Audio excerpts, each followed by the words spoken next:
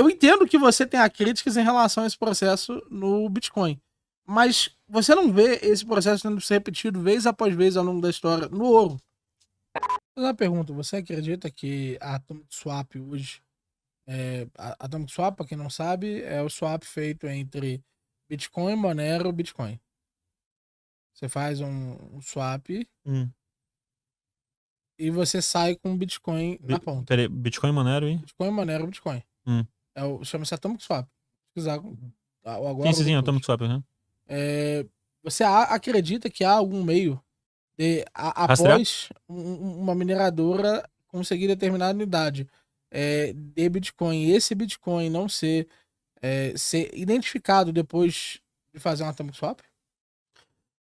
Eu acho que levem com muito cuidado o que eu vou falar, pessoal da Monero aí. Se você usar Monero e não saber usar, você pode ser rastreado. Então, a Monero ela é anônima, mas você sabendo usar. Você sabendo usar, ela é anônima, de fato. Então, você falar que um Atomic Swap simplesmente de Bitcoin, Monero e Bitcoin, é possível rastrear sim. Principalmente se você for um inimigo do Estado, você vai ser rastreado. Então, você usar Monero para transações, você tem que tomar alguns cuidados. Porque senão pode sim te rastrear. Ou pode não rastrear sua transação, mas pode saber que você é um utilizador de Monero. Pode Isso, saber que... Sim, isso de sim. fato é possível, mas Uhum. a transação não. Sim, mas aí você, sabendo que você é um usuário de Monero, e se o Estado saber que aquele IP se conectou a algum node de Monero, alguma coisa, Isso. você já consegue inferir que aquele usuário, aquele cara que está naquele IP, tem Monero e usou a transação. Ele não vai saber a transação e nem a quantidade, nem a quantidade transacionada, nem o hash daquela transação. Mas é possível saber que aquele usuário usou Monero. Isso aí já pode bastar, inclusive, né? Entendi. Então, um exemplo muito claro é que não saberia a quantidade de Bitcoin É que nem o destino do Bitcoin. mas aí quando você usa o Bitcoin, dá pra você localizar de outras formas. Tá, Rastrear o Bitcoin de outras formas. Pode ser que você consiga rastrear essa primeira transação de Bitcoin e depois você não consiga saber para onde que, quando você trocou por Monero, para onde que foi essas Moneros.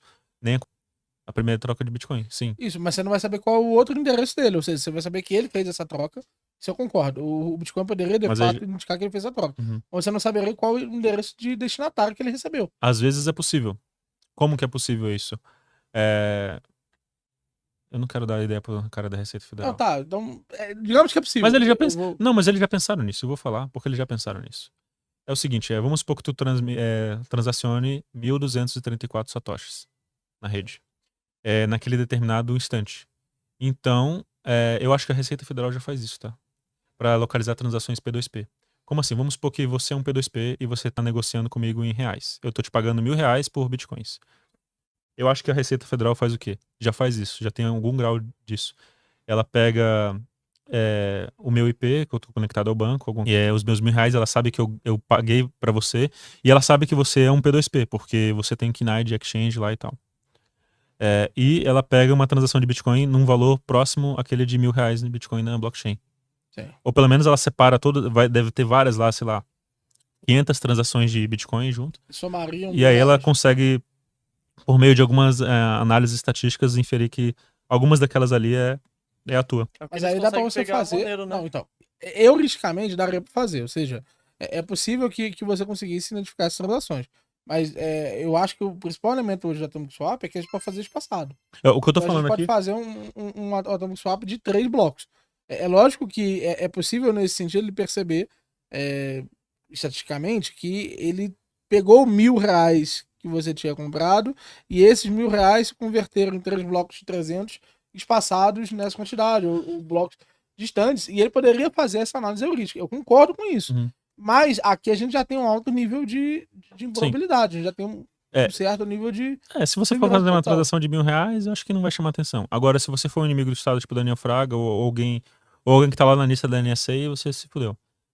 Como o Rosubris, por exemplo, né? Sim, porque a quantidade de recursos utilizados para monitorar essa transação Eles têm bilhões de seria dólares e muitíssimo maior. eles Isso eu têm bilhões de concordo. dólares Mas e a, cabeças gênios pensantes lá. mas a pergunta, na verdade, é o custo de monitoramento desse processo. Mas aí eu vou defender o pessoal de Monero aqui. Para que usar Bitcoin? Usa logo o Não, Monero. mas Usa logo o tudo que eu Monero estou e pronto. dizendo tudo que eu estou dizendo existe uma forma de a gente olhar para o processo do Bitcoin e ter certo grau de anonimidade.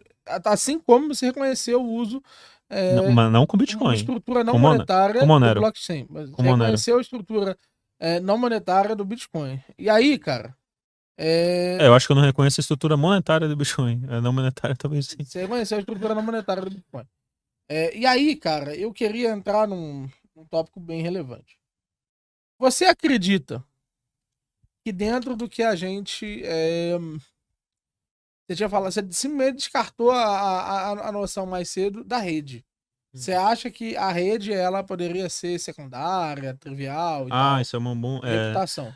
Não, de reputação ou tu tá falando de segunda camada? Tu tá falando? Não, eu tô falando de reputação. Porque eu acho que second layers, the layers são formas de fazer gambiarras com Bitcoin. Legal, concordamos. Eu acho que é uma gambiarra também.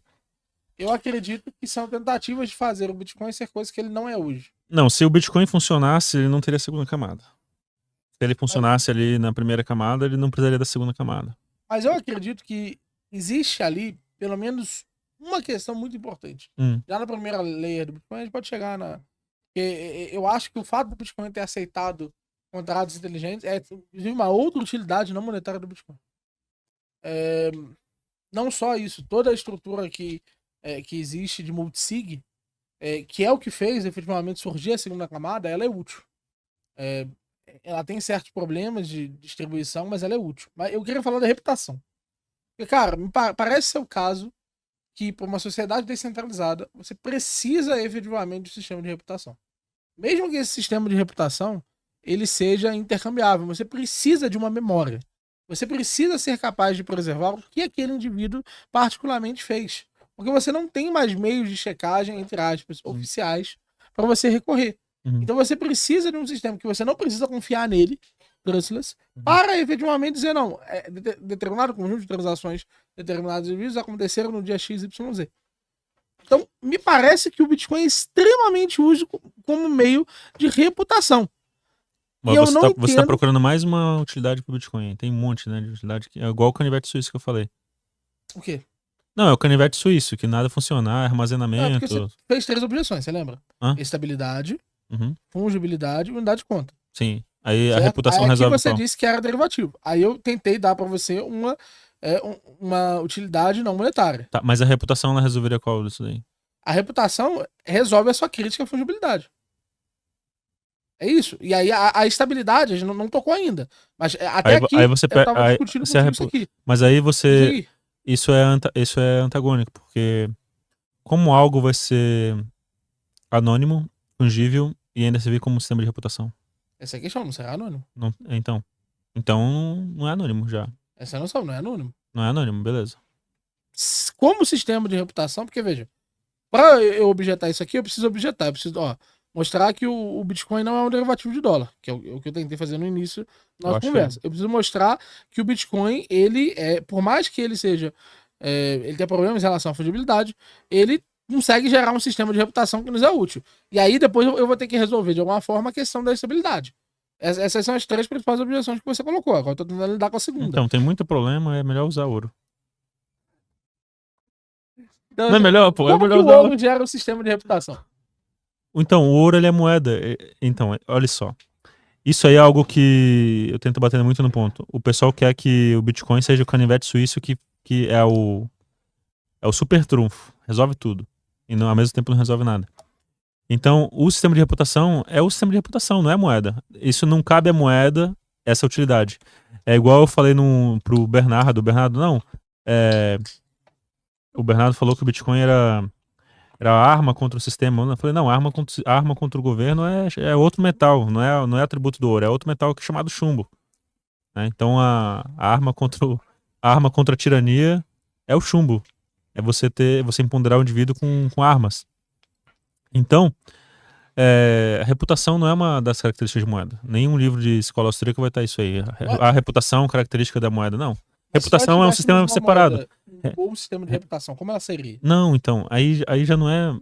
Aí é o que o Jesus Huerta de Soto fala que é da transferência também. Que ele fala isso especificamente para os bitcoiners. no livro da moeda e crédito, teoria do moeda e crédito. Ele fala que os bitcoiners confundem a tecnologia de transferência com moeda. Então a moeda é uma outra coisa, é aquilo que eu falei, ela tem que surgir no processo darwiniano e tal, ela tem que ser estável, fungível, unidade de conta. A função de transferência, eu defendo, por exemplo, o sistema de free banking. E aí o sistema de free banking vai ter lá um cara muito legal chamado doleiro. E aí você vai conseguir transferir unidades de ouro daqui para o Japão usando o sistema de dólar cabo, ou ouro cabo, né, que eu defendo. Então, reputação, eu também defendo sistemas privados de reputação. E é melhor que tenha mais de um. Serasa aí, tá aí o Serasa, poderia patrocinar aqui o Luan, né? O Serasa é um ótimo sistema Estamos aceitando. É um ótimo sistema de reputação. Eu utilizo o Serasa. E podem surgir outros. Os bancos, eles têm o seu próprio sistema de reputação lá dentro, as próprias flags lá dentro, o próprio cadastro do usuário. Então, eu não acho que isso deve ser função de moeda. Então, assim como queremos separar o dinheiro do Estado, eu acho que tem que separar a reputação, arma contra o Estado, arma contra a tirania, da moeda também. Eu acho que a moeda é uma coisa, ela tem que cumprir o objetivo dela, ser unidade de conta estável e fungível, e a arma contra a tirania, aí você usa chumbo. Sistema de reputação, aí usa outra coisa. Empresas privadas. Eu gosto eu gosto de serviços.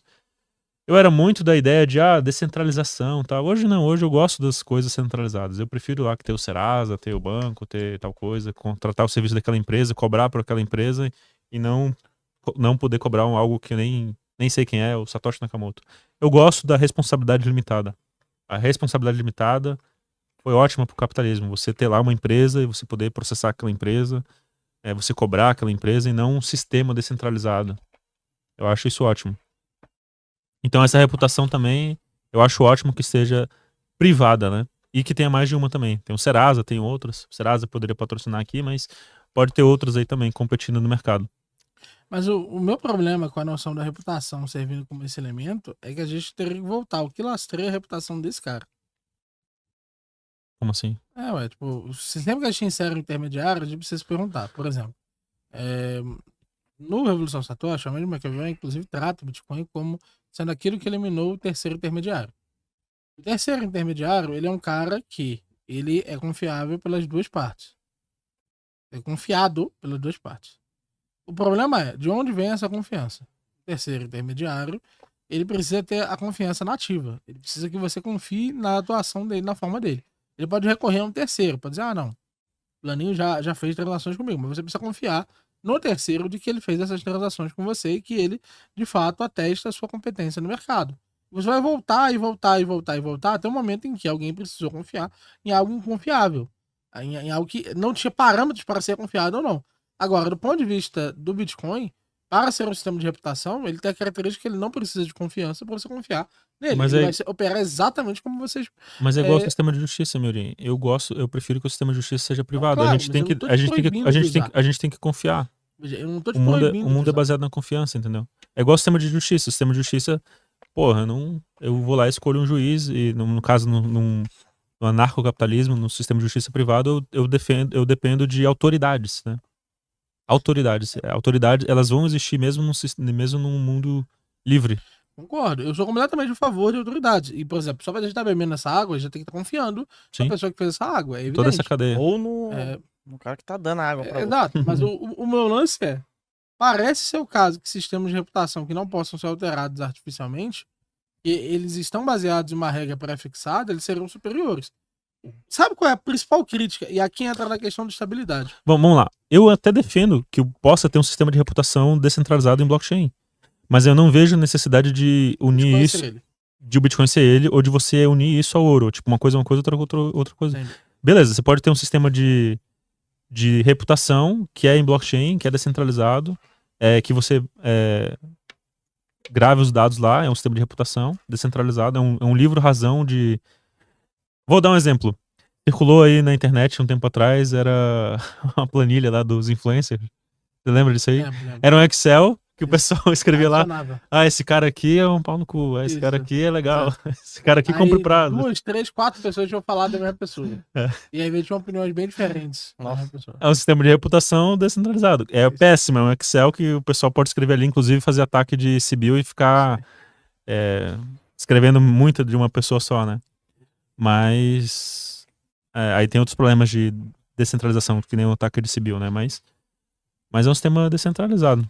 Mas eu só não acho que juntar isso com Bitcoin talvez seja uma boa ideia. A gente entra no principal problema, que aqui eu confesso com você que é a coisa que você fala que mais me deixa intrigado sobre isso. Mais me deixa intrigado sobre Bitcoin, e talvez aqui eu menos seja capaz de defender. Porque a emissão do Bitcoin não é fixa. Diferente da emissão do Monero, a emissão do Monero é fixa. Você não vai poder aumentar a emissão de forma alguma. Eles não têm como fazer um equivalente deles da BIP e simplesmente alterar isso. Hoje, a emissão, isso é pouco falado, mas a emissão do Bitcoin poderia ser alterada. O tamanho do bloco poderia ser alterado. Só que, simultaneamente, parece ser o caso que nós precisamos desse tipo de alteração. Então, eu reconheço que você tem uma crítica muito pertinente, que é possível que a rede seja tomada pelos mineradores em determinado momento, porque eles e a Monero é muito mais fácil de minerar. Eles têm interesses específicos para aumentar artificialmente o processo de emissão. Só que o meu problema é, simultaneamente, eu não consigo entender como essa noção de estabilidade, que é um critério tão importante para mim que o Bitcoin acaba não cumprindo, é ser verdadeiramente estável. Veja, pessoal, não é porque não alterou até hoje que não pode alterar. O fato de poder alterar é muito importante, e certas características é muito importante. Alterar o que? A inflação? A inflação. Na verdade, já teve o ataque hacker lá o ataque hacker não, a falha, a vulnerabilidade que criou 184 bilhões de bitcoins. Houve rollback. E aí houve rollback.